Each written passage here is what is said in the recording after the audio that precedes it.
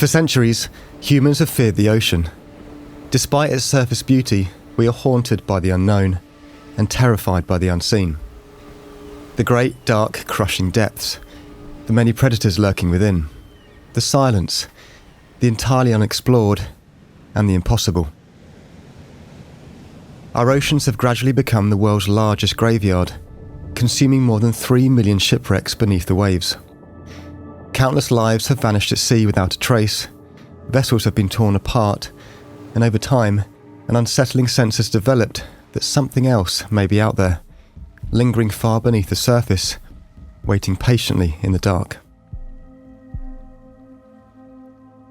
Today, we fear the things we know are real: murders, monsters, and madness, the cruelty of human hands. But it's still the unknown that truly unsettles us. Shadows that move when nothing should, voices that carry across empty water, shapes that don't settle or seem to belong to this world. Out there on the ocean, where the horizon swallows reason and the sea stretches into a deep, endless black, even the most rational of minds can begin to break. Sailors have spoken in hushed tones of encounters that defy possibility. Illuminated ships glimpse through fogs that vanish without a trace. Crews long dead, still walking their decks. And something sinister watching from the void between the waves. And while it's easy to dismiss such tales as myth or even mistakes, there are those who swear they've seen it. Among these stories, one legend remains more prominent and feared than all of the others. A cursed ship doomed to sail forever, never making port and never finding peace. This is the story of the Flying Dutchman.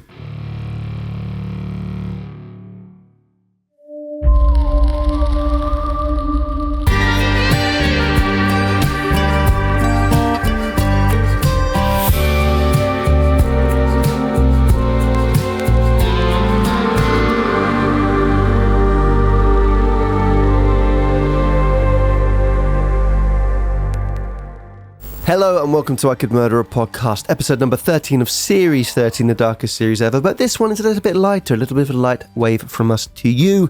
And I'm joined by the usual gang, the usual crew. Me bloody well mateys. How you doing, Ben and Dan? Hello. Yes. Yeah, happy days. We made it through the darkest series ever. We navigated those stormy waves. And I feel at peace. I feel as though we've settled. How are we? My captain old mate, producer Dan. Oh, yar, me hearties. Yeah, very good. Thanks. Well done, boys. We've made it past episode 12 into episode 13. The last time we did 13 episodes, when was that? Series 8. Yeah. Throwback. So well done. Glad to be here. Thanks to everybody who stuck with us through that really dark patch in our lives. But glad we did it. But I feel very nice to be out of that darkness now into the light. Yes. Happy birds have just appeared overhead. It's the sign of land. Yes. It's the sign of land. We've been sailing these difficult waters. Unless you're an albatross. Yeah. I'm so annoyed. Unless you're an albatross. That's why Noah didn't set free the albatross to find land, I guess. Because the albatross would just be like, yeah, I'm fine here. Have you seen the recent news about perhaps they've found the Ark? God, all right.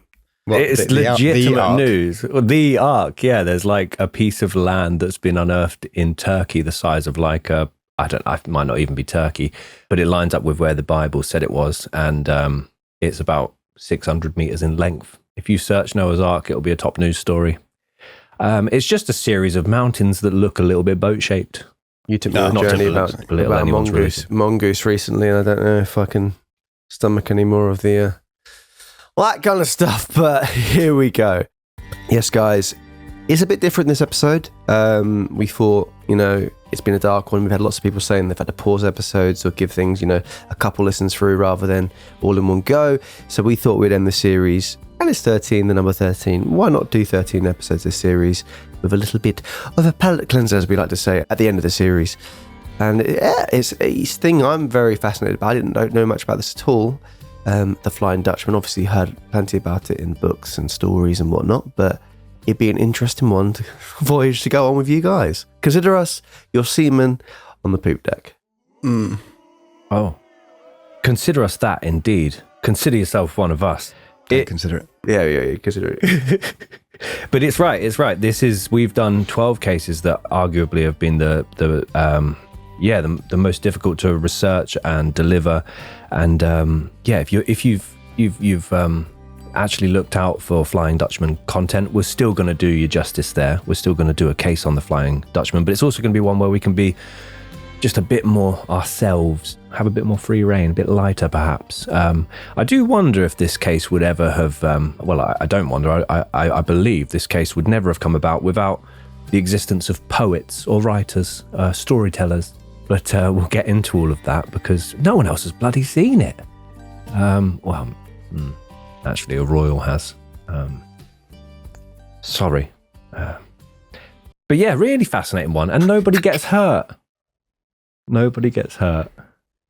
Oh, it makes a nice change. Well, it's endless torment for some people, isn't it? If you're stuck on that. Yeah, but Danny's in a brutal mood today. The albatross and endless torment. Fuck me. Well, if you want, let's make it a little bit lighter before we crack on. Please. You up for it? Oh, yes, please, Daniel. Dan's riddle sly and mischievous grin. Twist and turn, a mind game to win. Puzzles are plenty, a chuckle or two. A laughing thought, we find our clue. Riddles! wow. So why don't pirates shower before they walk the plank? Oh, I don't know, sharp. I mean, it's Head and shoulders above pointless. the sea. Pointless if you're going to just drown anyway. That Albatross. Because they'll just wash up on shore. Is that a riddle? Well, you know. Welcome It's back. more of a joke. Welcome Should back. we giggle? We're back. Here we go. Did you guys ever watch Pugwash as a kid? No. No. Remember appreciating the art form. Yeah. It's the, So they're very animator. rude names on there, Dan. If you didn't like my little joke over there, Seaman Staines is one of the people's names. I bet. Wow. Yeah. One of the guys was just called Foreskin. Not even a pun. Nope. Yeah, so there you go. But yes, without further ado, Ben, do you want to introduce today's case? I can indeed. So today we are here to discuss the case of the Flying Dutchman, also referred to as the curse of the legendary ghost ship, the Phantom of the Seven Seas, Captain Hendrik van der Decken, a haunting on the ocean. Yeah, it's a bit of a spooky one. We had 3 or 4 different spooky cases, and this is the one we picked. Yeah, I can imagine as well, being at sea for a while, the mind starts to play tricks. Lots of reflections, lots of moving parts. Maybe even reflections internally, just why am I here? What's led me to this place? Completely, yeah. Very reflective, honest sailors. Pirates famously honest, but yeah. Yeah, the good ones, the goodies. Do you boys get seasick? I don't think I do. Massively, Oh, massively. Yeah, massively. I can be on a boat for 20 seconds. The moment that horizon starts to move. Whoa. Would you I'm get gone. funny on a punt? No. Not with jokes like the last one.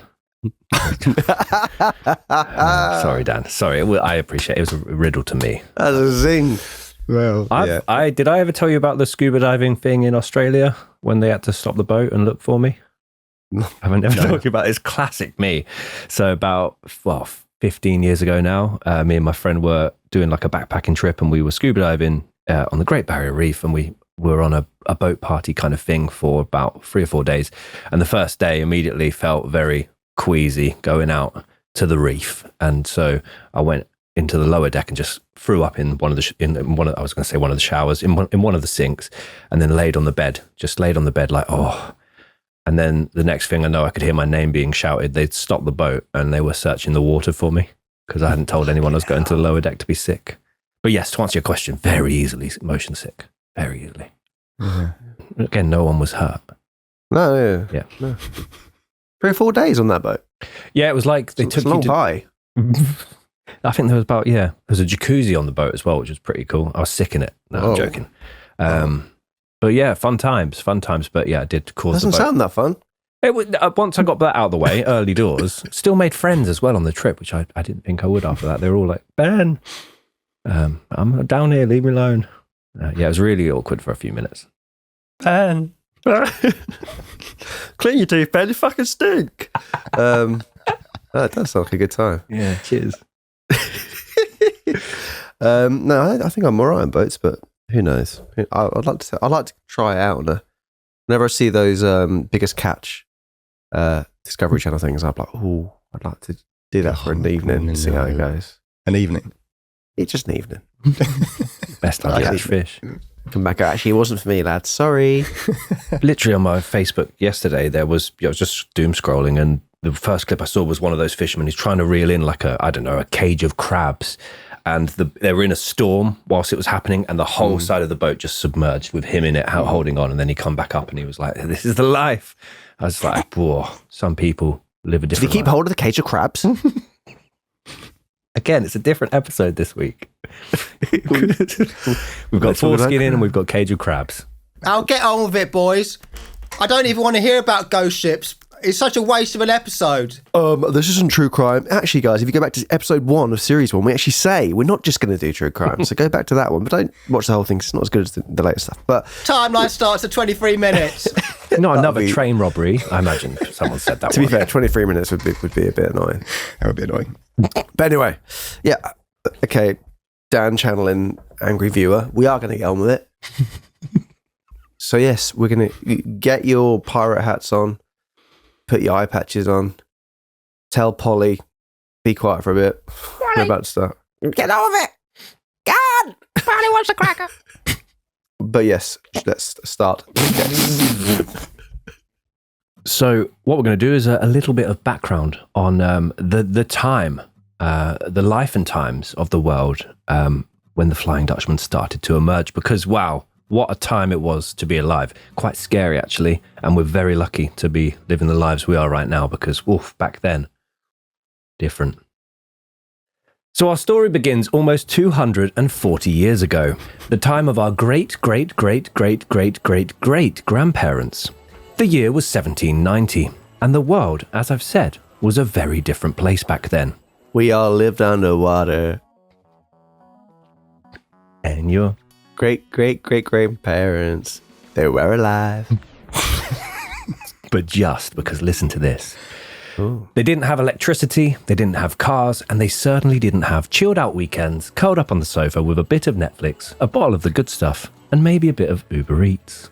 It's not sponsored, by the way. Not sponsored. Could have gone with Just Eat. A bottle of Holy. Is that the good stuff, is it? Holy, yes. Life was hard, and life was so much shorter. People had very different problems. Revolutions were occurring in many corners of the globe, and the Industrial Revolution was beginning to totally reshape the very fabric of daily life. For many, it was an extremely tricky time to even exist. Major cities were overflowing with people and stretched far beyond their limits, highly overpopulated with little opportunity to spread across the many. You had to work to survive, and unfortunately, many struggled to find work. This caused people to start seeking opportunities outside of the big cities, but that didn't come without its own challenges. For the majority, travel was a necessity, but it was still incredibly difficult. Roads were rapidly reduced, and just like today, some may argue, they were very poorly maintained. Broken Britain. So many potholes at the moment. I don't even drive that much, but man, when I do, I go over all of them. I can imagine. Low profile tires as well. That's great for potholes. But yeah, really, really difficult time, and travel was especially difficult. It took ages to get anywhere, and long distance journeys were slow and dangerous. Entire regions remained almost completely isolated from one another. So we maybe would never have met, because Dan, Hertfordshire, right? I was. So we I was as well. Oh shit. So they would have met, but I would have been on a boat on my own. Oh, damn. Yeah. It's been sick. I'm having fun though. I made friends. But yeah, in a world like that, the ocean became both a barrier and a potential gateway. Massive, unpredictable, but often the only possible path to try and find something better for you and your family. And as a result of this, men from all over the world were drawn to the sea in large numbers. They became seamen. Some were searching for work on merchant ships or naval vessels where the danger was high but the opportunity was greater than anything that could be found on land. Others were driven by desperation, escape, or the promise of wealth and safety in distant countries far away. And just as many impoverished families made the difficult decision to leave everything behind and try to cross the seas in search of a new beginning, as well as representing a place of great hope, the ocean also represented a place of complete disappearance. Yeah, tricky times, man. Yeah, man. Do you know what? We are lucky. So lucky. Life is good right now, isn't it? Did you see the Jimmy Carr thing about hot showers? No. Like 50 years ago, people didn't have hot showers. Like the odds of living at the time that we're living now. And you can just have a hot shower, and that as a percentage in terms of human existence is tiny. Yeah. Have a hot shower, guys. Enjoy it. Really enjoy it. Or a cold one on a day like today, because it's sun is shining. Oh, God. Good for you, apparently, but nah. Yeah, Wim Hof, mate. Mentioned twice in 2 episodes. To make matters worse, back on land, it wasn't just a struggle for survival that defined the late 1700s. There was also a great deal of fear. With limited opportunities for the average person, many turned to a life of crime. And without a proper police force or presence in place as we know it today, people would do terrible things simply in order to get their next hot meal and a roof over their heads. Again, we're lucky. We're lucky. Crime was brutal, frequent, and often public. Many men, women, and even small children would be killed during robberies or break-ins simply for trying to defend what was theirs. Talk of murder spread through different streets and villages, but very rarely made any of the big headlines, with justice being incredibly inconsistent. Possibly the most unsettling element of all of this is that the very little justice that was available was often far from reliable. And this is a horrible existence to imagine. As we just said, there was no organised police force, no one consistently watching over you, and there was no one to protect and serve. If something was stolen or if someone was killed, it often fell to ordinary people, or even the victims themselves, to chase the culprits, shouting into the streets, hoping somehow that kind strangers would help them. If you ever heard cries of, do you want to do the cries for me, boys? One of you? One each? Stop thief! Stop thief! Or Murderer! Murder occurred over here. Stop him from getting away. if you ever heard those things, echoing through the streets, you would not just ignore it. Legally, you had to follow. And apparently back then, witnesses of any kind of crime had a legal responsibility to join in the hue and cry and chase down the perpetrators themselves. I'll be well up for that. Yeah. That's right down my street. He said that, yes. He said that in a minisode the other day, Tom. Oh, I regretted it immediately. He just introduced paedophile stings. Oh, that's down the street. I wouldn't want to live there. Yeah. That's right down that's my doorstep. Hey, stats show one on every street now. What a paedophile. Wow. It's true. I researched it as well. I googled it. That's the albatross. It's true. No. Is it on the same website as that Noah's Ark, is it? Fuck me. I've got it up in front of me, look. Noah's Ark mystery deepens as researcher blows lid on a strange rock formation in Turkey. A rock formation? I mean, actually, there's a picture here. It doesn't look like a ship. It looks like a lady's... You can say the word. Vagina. That's a different kind. That's not the Noah's Ark we were taught about, was it? Animals came in 2 by 2. That sounds horrific. Oh, God. Just get on with the case, please. So yeah, basically the point... So the point we're trying to make is, Imagine. crime was rife back then. Yeah, and you couldn't do a lot about it. However, even if someone was finally caught for a crime, that didn't always mean that the truth had been found. Men could be paid to accuse... 2 by 2. Not the reptiles. Yes, the reptiles. Men could be paid to accuse others, rewards could be offered for convictions, and some people even made a living by turning people in, whether they were guilty or not.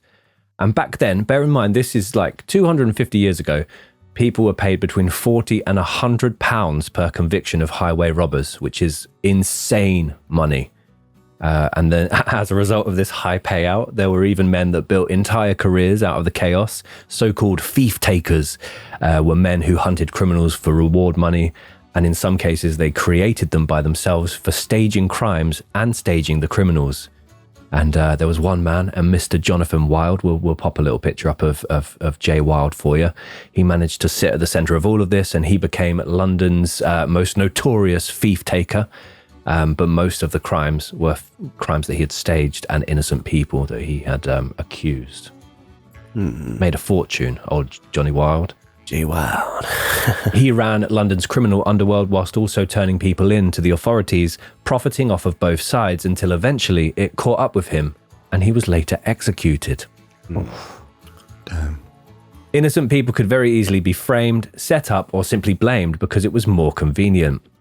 And once your name had been spoken about in the wrong place at the wrong time, it didn't take much for your fate to be sealed. Even after all of this, on top of the terrifying human crimes, which were already very unpredictable and very real, there was something else, something in some ways even harder to escape. In 1790s England, belief in supernatural and ghostly phenomena was still very deeply rooted in the culture of everyday life. Witches were still spoken of in careful whispers, with concerned glances being placed towards women and young girls for the most unbelievable of reasons.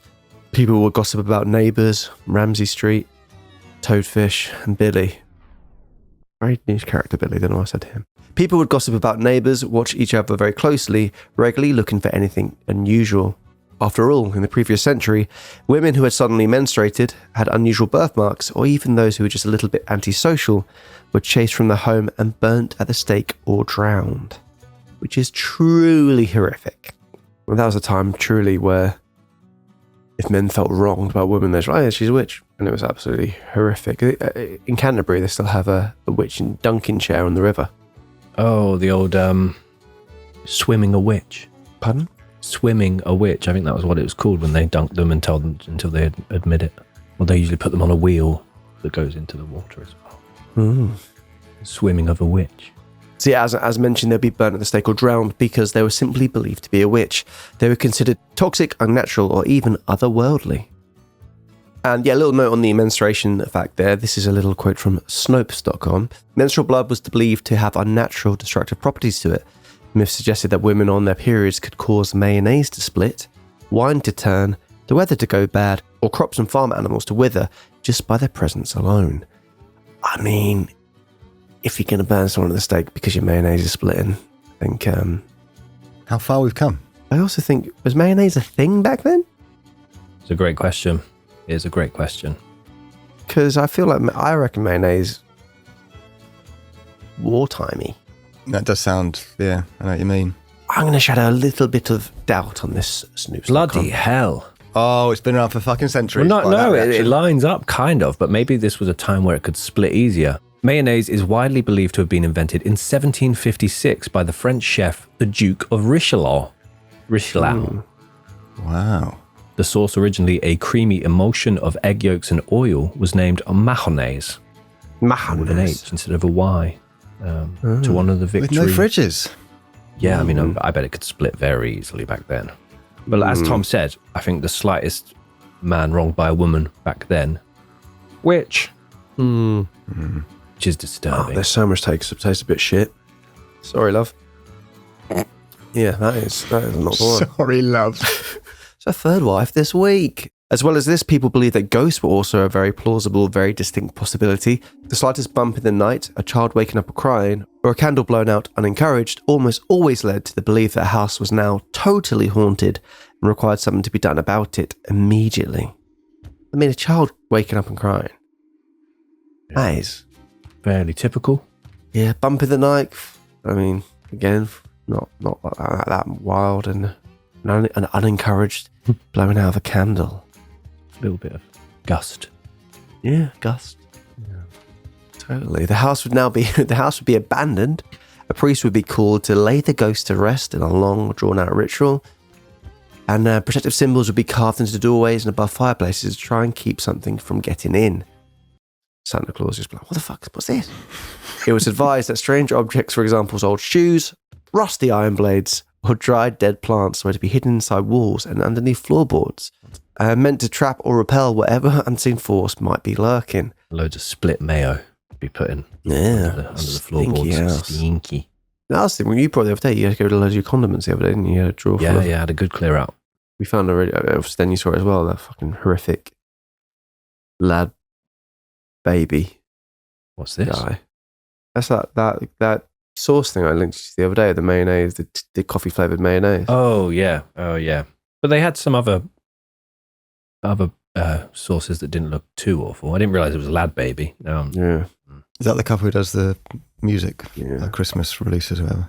Got their own condiment line. So if these things under the floorboards, old shoes and dead plants didn't prevent things from coming in, some people even fill glass bottles with personal items, which 9 times out of 10 was their own piss. A little bit of piss in a bottle. Yeah. This will keep them away. Territorial. So buried it within the house, believing it would cause the tormenting spirit unbearable pain. Oh, what's this? Oh, that is a curious method. If none of this worked, the only option was for the house to be burned or torn to the ground and the occupant to flee in the area. Though it sounds silly now, these things weren't superstitions to people back then. They were actions that meant survival. Very different time. And this is why, again, the reason we're going through all of this is because it was a different time and people were much more open to the belief that ghosts and witches and monsters existed. And this is all on land at the moment, but we're going to soon move to sea. Before we move to sea, witches, ghosts, and even monsters were all a nervously accepted possibility back in those days. Entire communities could be swayed by a story, a rumour, or even one person's intoxicated sighting in the dark. Word could spread quickly, and once it took hold, it completely changed how people saw everything around them, with nobody able to convince them otherwise. In a world and a time where so much was still unexplained, the line between reality and myth was not as clearly drawn as it is today. The ocean, more than anywhere else, floated directly on that very delicate line. Because the ocean didn't just represent distance or danger or an escape to a new life, it actually represented something far older. It was something that people believed had a mind of its own. For centuries, sailors had spoken of strange, violent forces living beneath the water. Not just storms or currents, but something watching in wait. Ancient cultures believed that seas were ruled by gods, spirits, and creatures that demanded respect, and at times demanded sacrifice. This was the excuse given whenever ships did not return to land, and whenever men did not return to their families. Thousands of ships would vanish without warning, swallowed whole by calm waters. Entire crews would disappear, leaving nothing behind but drifting wreckage and many unanswered questions. But one of those supposedly doomed ships was seen again and again. Stories started spreading, patterns began to emerge, and multiple captains from very different parts of the world were left swearing that they had seen something they could simply not explain, and definitely could not forget. And it's here that we move to the timeline of The Curse of the Flying Dutchman.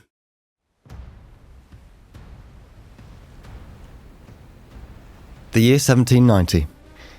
A Scottish footman, which back then was a travelling servant, by the name of John MacDonald, published his memoirs titled Travels in Various Parts of Europe, Asia and Africa during a series of 30 years and upwards. Sounds great. Yeah. Sounds fun. Sounds enjoyable. A light read.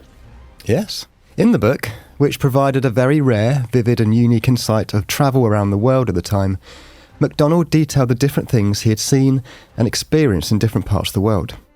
He told stories, as the title might suggest, about his time in Africa, Asia and Europe. On one page, he would document the first ever known account of the now legendary ghost ship. On it, he wrote the following. You want me to do John MacDonald, Tommy? I don't mind, yeah. He's seen some things, this guy, apparently. Okay. Really old. Really old. Really untravelled. Yeah. Where's he from? Scotland. Yeah. The weather was so stormy that the sailors all said they saw the Flying Dutchman. The common story is that the Dutchman came to the Cape in distress of weather and wanted to get into harbour, but could not get Irish now. I lost it. Let me just do normal.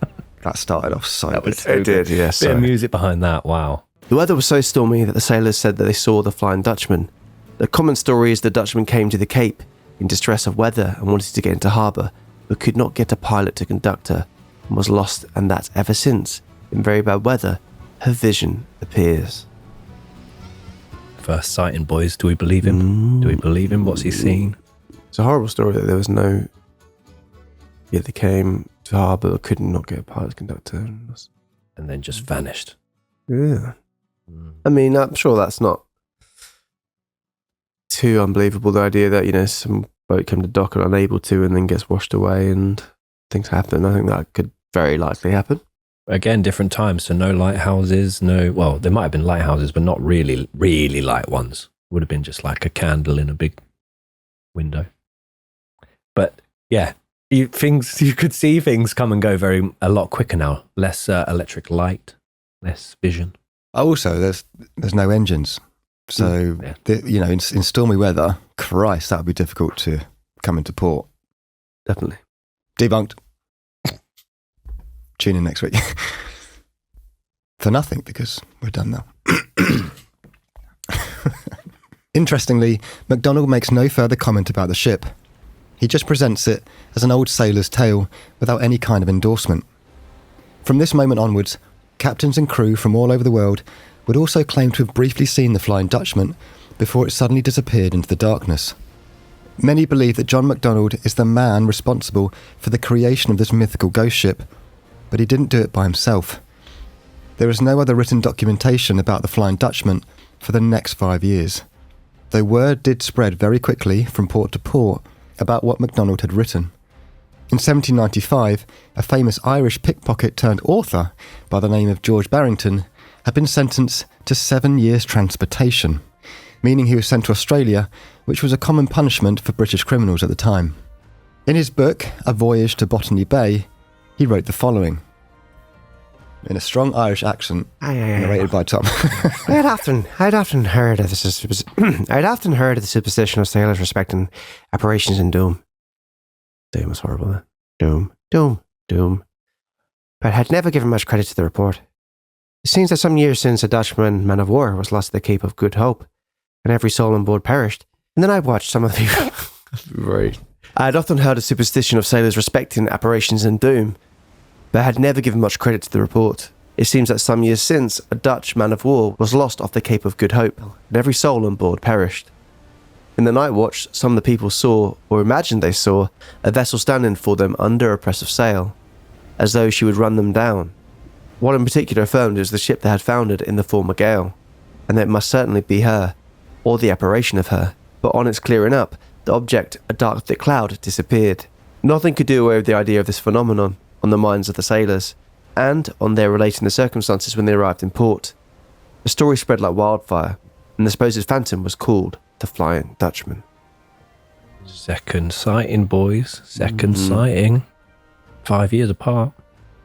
Once again, there is no other written account of the Flying Dutchman for several years, but word continued to travel, particularly amongst those in maritime careers, of a ghost ship haunting the seas, doomed to never dock again. So from this point as well, there's lots of different paintings and drawings that are released to the public and that capture the image of supposedly the Flying Dutchman. And this obviously creates even more belief. They've seen a painting of it now. It must be real.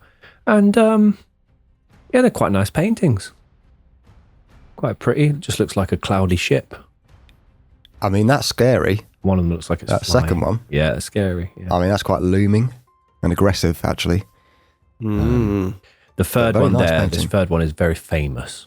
The most famous painting. Whereas I think the other two are a bit more scary. But giant, innit? Giant in comparison to everything else.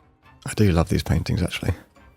For the audio folks, it just looks like a giant ship, often in the background, but it also seems to be appearing above other ships, as if it's floating above the surface. Yeah, which is quite scary, and it's much larger than the other ships. A couple of little dolphins as well. Having a good old time in that first one. Loving it. Oh, yeah. So we move forward 8 years to the year 1803. Scottish poet John Caspar Leyden also makes note of the Flying Dutchman. However, he introduces the idea that the ship is cursed and is being punished for a particularly dark crime. He penned the following. Can't do Scottish as good as Tommy. Bollish Scotch. No, I can't Go on. do it. I can't. First line. I couldn't do it. It's common superstition. No, it's not even. What it's is not even in that? the right ballpark, is it? So yeah, this John Caspar Leyden kind of spoke a bit like me, and he said, "It is a common superstition of mariners that, in the high southern latitudes on the coast of Africa, hurricanes are frequently ushered in by the appearance of a spectre ship named the Flying Dutchman. The crew of this vessel are supposed to have been guilty of some dreadful crime in the infancy of navigation, and to have been stricken with pestilence, and are ordained still to traverse the ocean on which they perished, till the period of their penance expires. A friend of John Leyden would later add, The ship was believed to have carried great wealth and been the site of a terrible crime, murder and piracy, and its ghostly appearance was seen by sailors as the worst possible omen. In another version, its crime was bringing enslaved people from Africa. This takes on the idea that the ship, its captain and its crew are in some kind of ghostly limbo. From here, any further quote-unquote sightings of the Flying Dutchman take a much more horrifying form. The following year, in 1804, the Flying Dutchman was apparently spotted in the Atlantic Ocean, circling the very aptly named Dead Man's Island in the Gulf of St. Lawrence. Dead Man's Lane. Dear man's Lee. The encounter was noted by Irish writer Thomas Moore, who wrote a poem about his experiences. As I said at the start, lots of writers, poets, storytellers. Without them, this ship, I don't feel, would have become the legend that it is. Do you know what? The cynical part of me, I was like, seeing it every, 5-8 years at the moment, I was like, sure, more people would be seeing it if it was true. However, I did Google how long does it take someone to sail around the world. Oh gosh, yeah. Years. And it's about 3 to 5 years. So it could be like, disappears into the ether and then comes back. True. Once in a while. The poems and story excerpts that we're sharing are the only documented accounts. It could have been thousands of people chatting about it, No social media back then. Exactly, ma'am. Lucky. They are lucky. Yes. They are lucky. Yeah. But this is the poem. Fast gliding along a gloomy bark, her sails are full, though the wind is still, and there blows not a breath her sails to fill. The above lines were suggested by a superstition very common among sailors, who call this ghost ship, I think, the Flying Dutchman. Shocking shit poem. Yeah. Not rhyming enough for mine. The above lines are suggested by superstition very common. What is that for a line? It does a bit of rhyming, some of it, and then it goes all off. Yeah. Angered me. A gloomy bark. It's quite scary. Don't mind that. But then that's just that one line there. The above lines were suggested by superstition by very common sailors. It's like, what is that? I think the Flying Dutchman. What is a gloomy bark? The gloomy I just bark assumed the like boat. Piece of wood, yeah. Yeah. Fantastic, yep. I was thinking of a dog. From here onwards, many men, women and children who lived or worked in coastal communities would claim to have seen or heard the Flying Dutchman drifting across the shores and then vanishing out of sight. Anybody who encountered the ship believed they too had become cursed or that something bad was coming their way very soon. Obviously, if you spotted it and you've seen it, but if you've heard it, if you hadn't seen it, I heard the Flying Dutchman. What, you heard a boat on the water? Yeah, but it was the ghost one. Why? How, what? Based on what? Glittery bark. You didn't see it. That was gloomy bark. That was gloomy bark. Yeah. I mean, and people are burning down houses for a bump in the night at the moment. So they're, They're pissing in bottles. They're seeing a ship go past, and it could be any ship, by the way, in the middle of the night. They hear like a yo ho ho and a bottle. Oh, my mayonnaise seems to have split. Something's underfoot. But this is now an unlucky omen to even see it.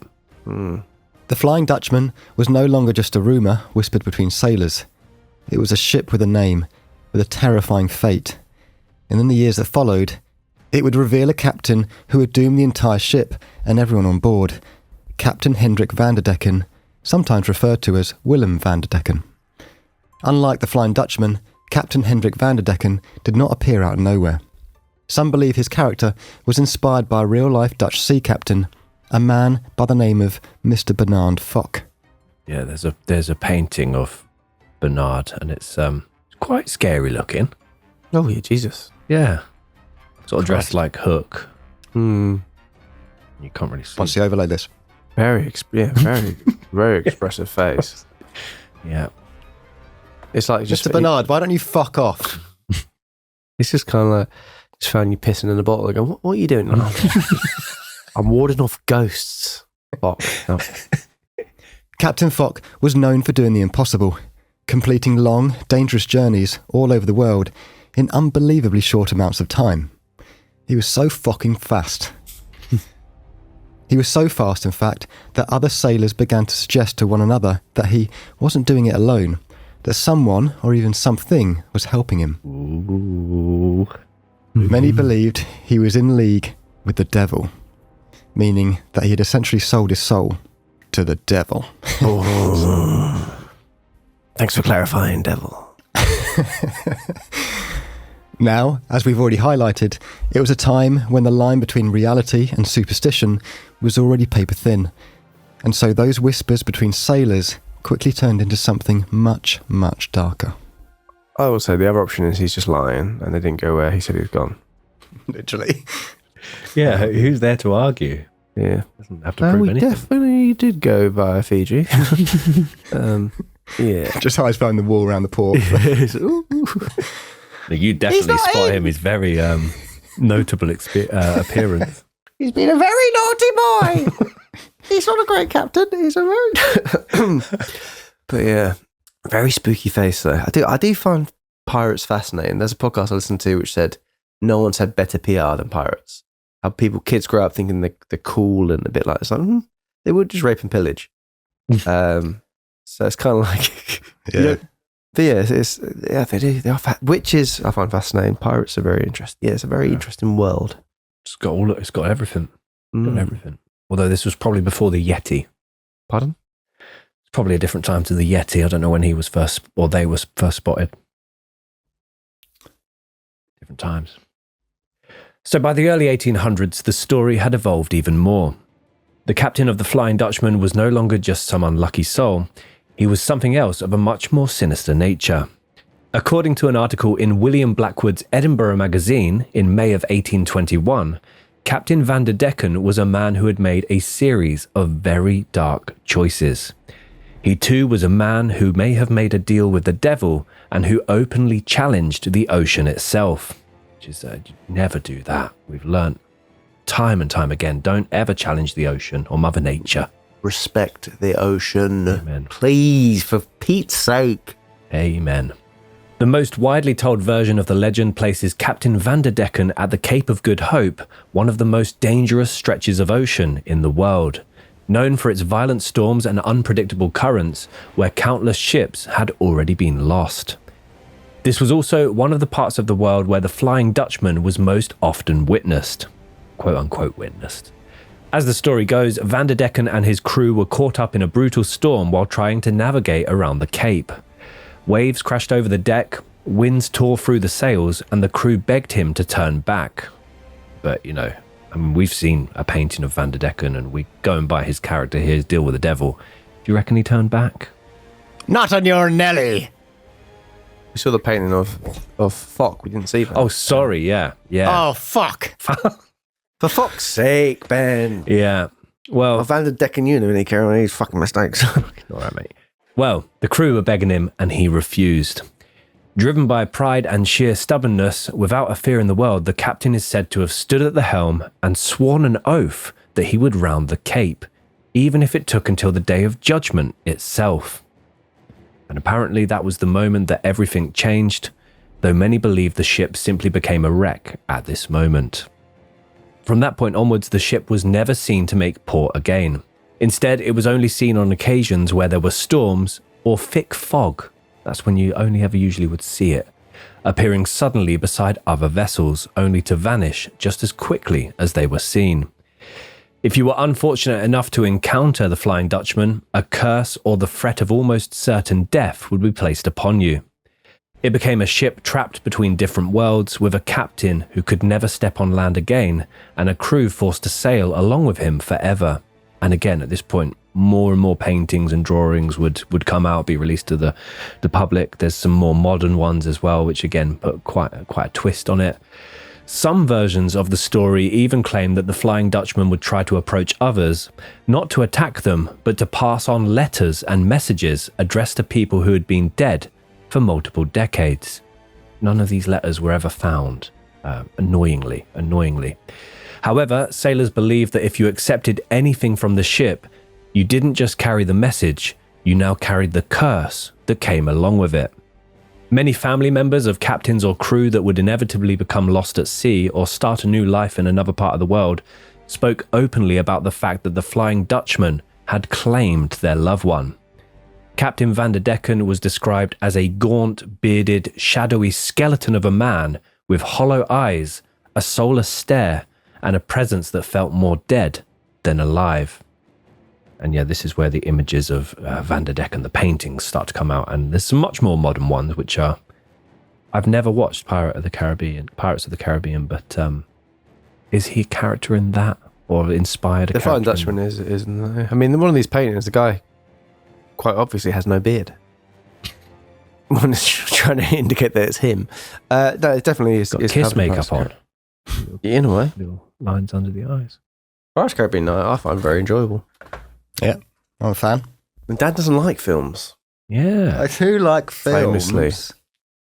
I thought it'd be a bit kiddish for you. Why? It's very adult, actually. Very scary sometimes. Yeah. Oh. Yeah, it's a bit spooky. Good cast. Why did the pirate go to school? Don't know. I don't know, he's got a big smile on his face, so I think it's going to be bad. Nice. Yeah, none of these are good. To improve his articulation. Jesus Christ. What was the pirate good at the gym? I just made that up in my head. Planking? Yeah, planking, yeah. Yeah. I haven't got one. No. Anyway. What was I've got a few more, actually, but I mean... Tom's got one. What's the pirate's favourite comedy duo? Something and Hook. Cannon and Ball. Fuck's sake, that's quite good. That's a fact. So we go back to William Blackwood's Edinburgh Magazine. And yeah, there's some interesting illustrations from that. He wrote the following, specifically about Captain Van der Decken and the Flying Dutchman. She was an Amsterdam vessel and sailed from port 70 years ago. Her master's name was Van der Decken. He was a staunch seaman and would have his own way in spite of the devil. For all that, never a sailor under him had reason to complain, though how it is on board with them, nobody knows. The story is this, that in doubling the Cape, they had a long day trying to weather the Table Bay. However, the wind headed them and went against them more and more, and Van der Decken walked the deck, swearing at the wind. Just after sunset, a vessel spoke to him, asking him if he did not mean to go into the bay that night. Van der Decken replied, "May I be eternally damned if I do, though should I beat about here till the day of judgment." And to be sure, he never did go into that bay, for it is believed that he continues to beat about these seas still, and will do so long enough. This vessel is never seen, but with foul weather along with her. Yarr! Yeah, it goes into a bit more detail than the previous stories before it, but again, it's kind of the same stuff. Cape of Good Hope, big accident, a captain that was making some sort of deal with the devil, and then it all went wrong. It's just the thought of being one of they definitely do this in Pirates of the Caribbean about the team that have to be with him until for eternity. Just thinking, if your first day on that ship, then that happens, you're like, fuck. Oh, so is he actually Van der Decken in Pirates, or the ship? He's the one who better start believing in ghost stories, mister. Get him on. I think it's that guy. Yeah, it's probably, yeah. Is it Nye? Or is it the one from King's Speech? It's Bill Nye. Yeah. Yeah, but I forget is his it, character. Is it Davy Jones? Davy Jones Locker, yeah. Could be right, him. Yeah. Yeah, so it's not, the story is changing slightly over time and they're introducing names and fates and all this sort of stuff, but you never see it without seeing it in fog or storms, which again impairs your vision anyway. I mean, it's a fantastic image and story that this boat is forever locked in stormy seas and weather and stuff, and it's followed by the storm, hence why it can never port. Yeah, I guess the thing as well, though, is it being foggy is, if you do have something that appears and then disappears in it, that just could be a boat. Because fog, by its nature, hides things in such a way. So, but I like it. I do love a little spooky story like this. The story about never being able to, board and giving like notes to their family and loved ones is quite a heartbreaking little idea. So we move forward 60 years to the early hours of the morning on the 11th of July, 1881. And yeah, for all the skeptics out there to this point, and myself, and I know you boys seem like you might believe in the ship. Maybe not. Well, hold tight with this one, because this is the one that oh no. Curse this infernal wind! You won't take me! Begone, storm, I defy ye! I am the master here! Sophie! I thought that was Jason Momoa.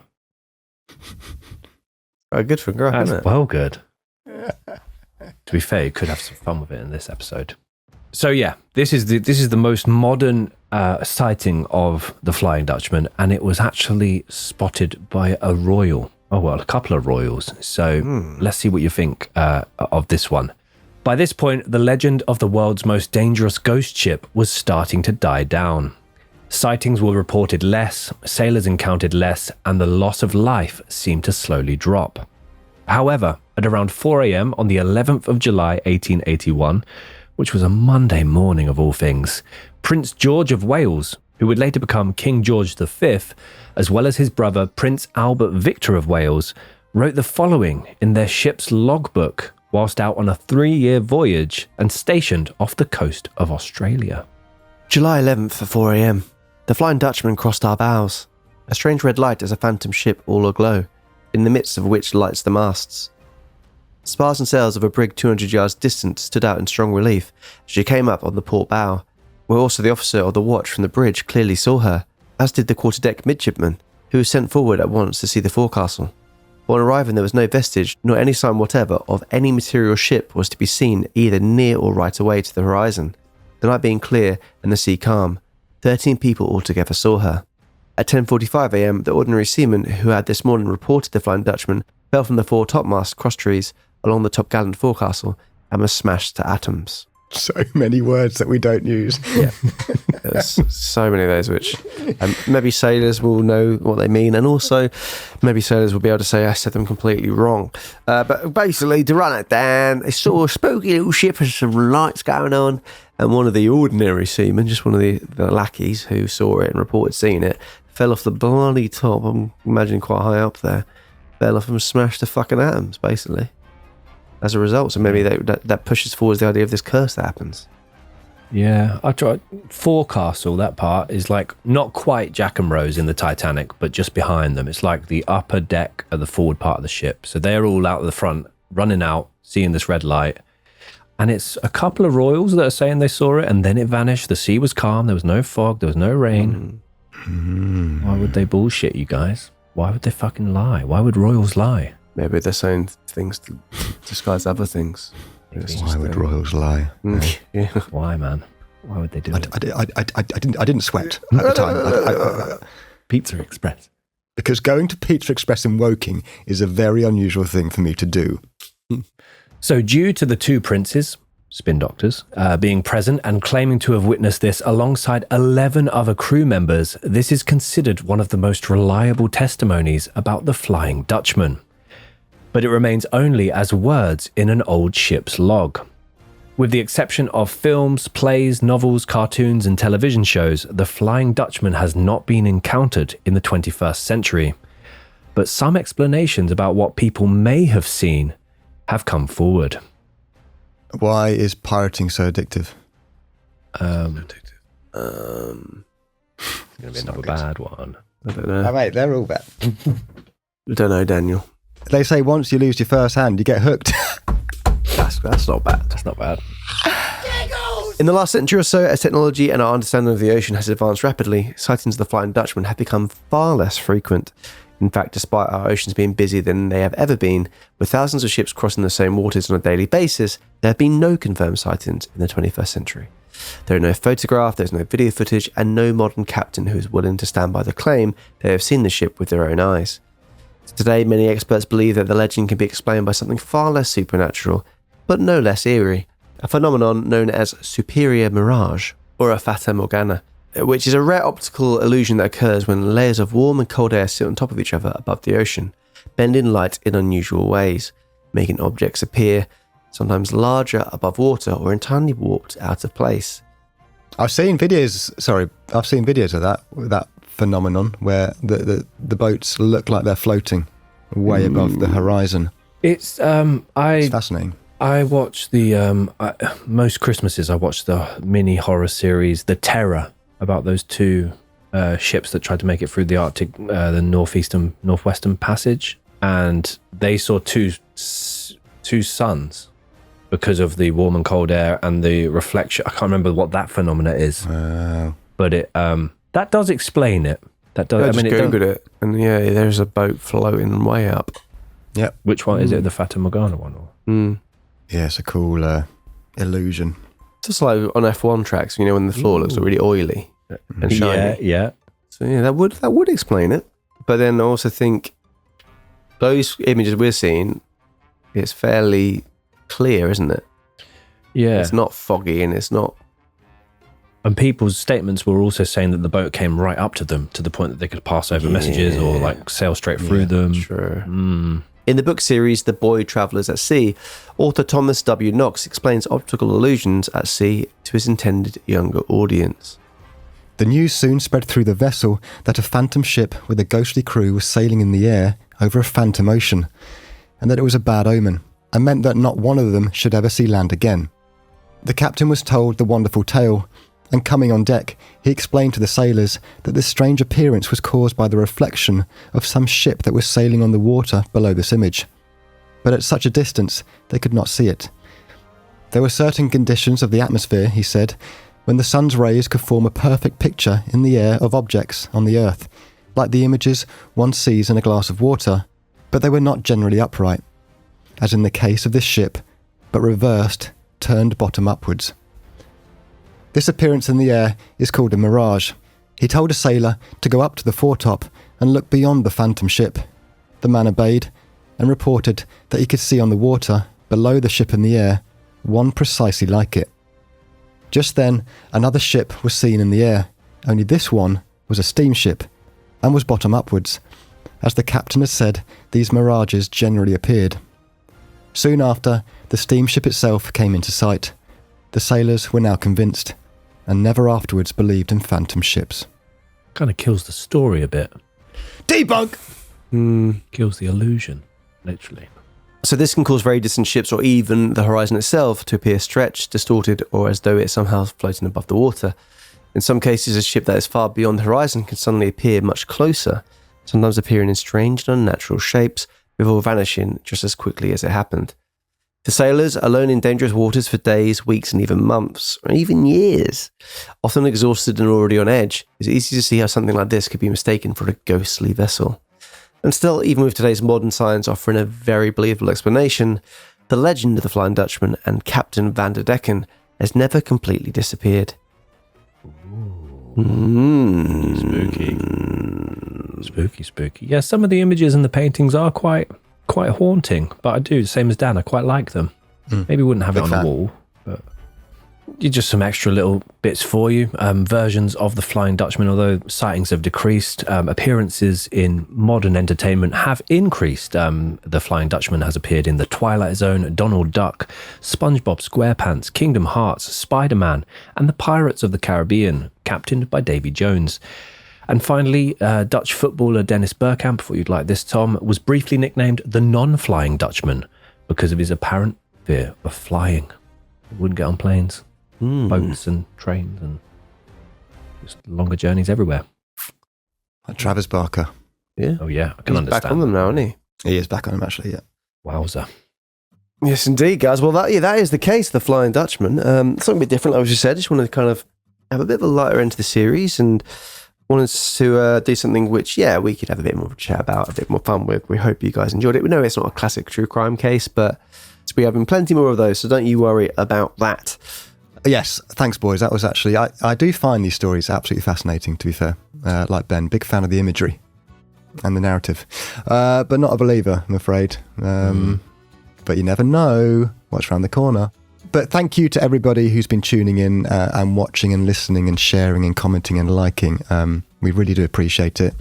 Today, in fact, is your last chance to sign up to ICMAP for free before we turn it off, because we've decided to, it's been open for free for long enough. So if you want some extra content, we've got over 250 minisodes.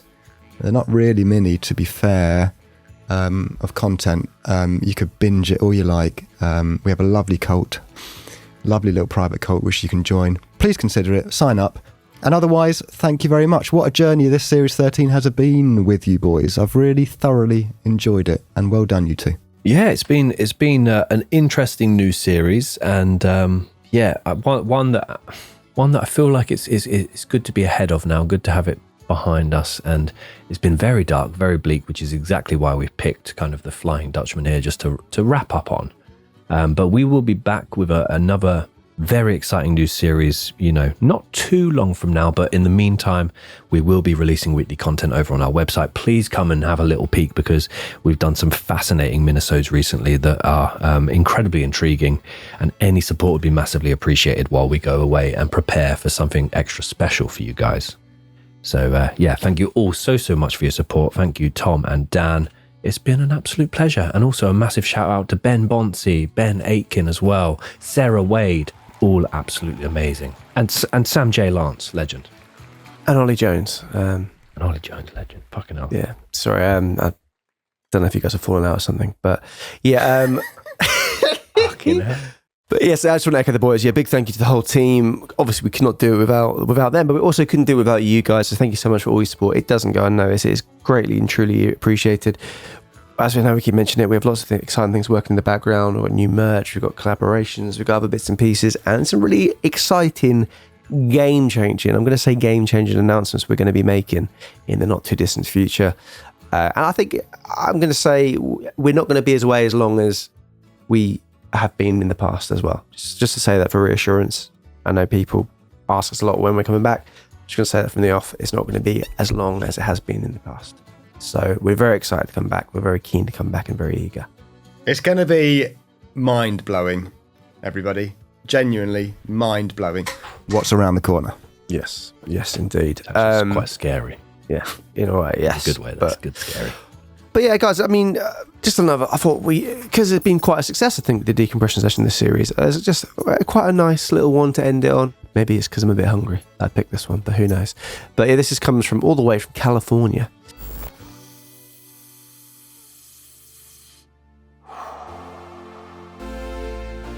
So it says, hello from California. I'm happily a member of the cult and I have a question for the decompression session. Since you are all modern young people, don't know how... we won't get into that. And I'm sure you know your way around the kitchen. When you come home from a long day, what's your go-to meal to get on the table?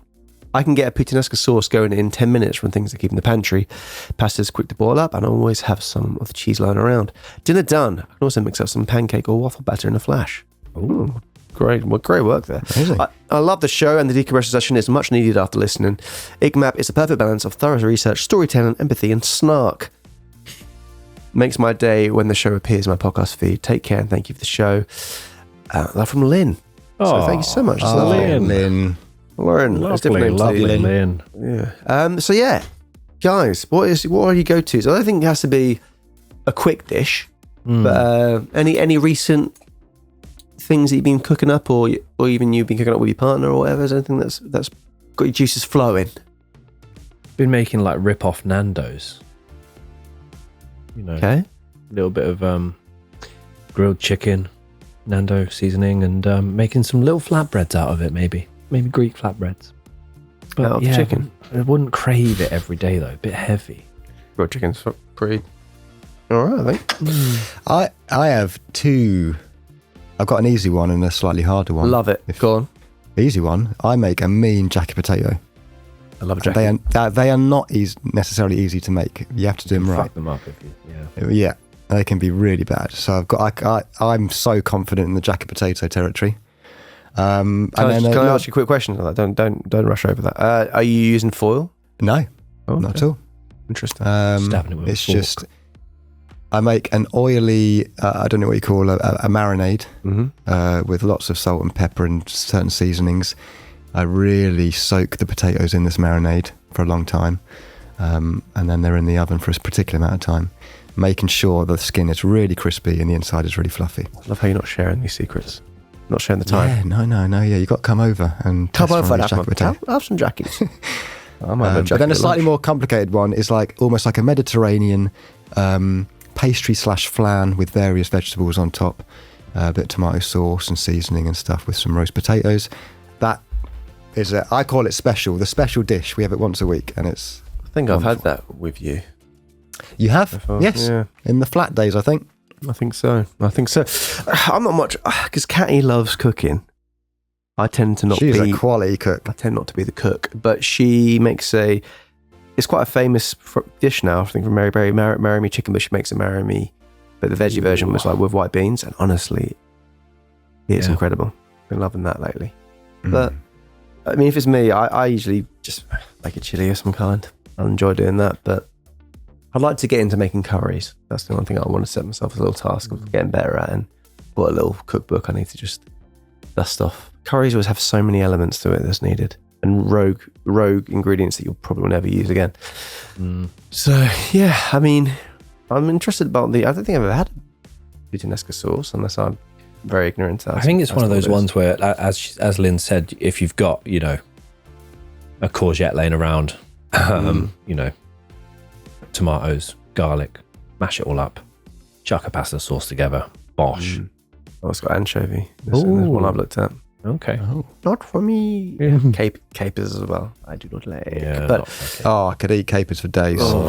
Pickles, capers, anything. Pickles, yeah. Capers, no. No taboo. You shall not pass. But yes, thank you so much. Lynn. Yeah, cheers, Lynn. Thanks for that. And guys, please still, even though we're going off season, please do carry on with sending us some decompression questions at hello@icmap.co.uk, or you can go over to our Facebook group, which is very active. It's the Ben, what's the name again? I Could Murder a Podcast listeners and true crime discussion group, and it kicks off every single day. We get case requests on there every single day, and actually we covered a case this week for the website that was suggested on there. So head over. And as well, just again, genuinely in there, like people put decompression questions in there, people answer them and have lots of fun and chats and sharing things, and it's a really nice spot, and like really love that audience over there and the community that's building. But we also have a community on the website, as we've already gone over, and there's a Discord from that. If you want to get involved in that, we do live streams every month, and that's a lot of fun as well, so please do get involved. But yes, guys, what a series. It's been absolutely wonderful. I want to thank the guys here as well for all their hard work. It's been a really big series, a hard series, but it's been great. And as Ben said, scary announcement, but very exciting announcement nonetheless. Soon to happen. So we can't wait to share with you guys, but thank you so much for all your support. And yes, guys, like we always say, we say this all the time. Keep doing what you're doing. Man, that is pissing in bottles and putting under your floorboards.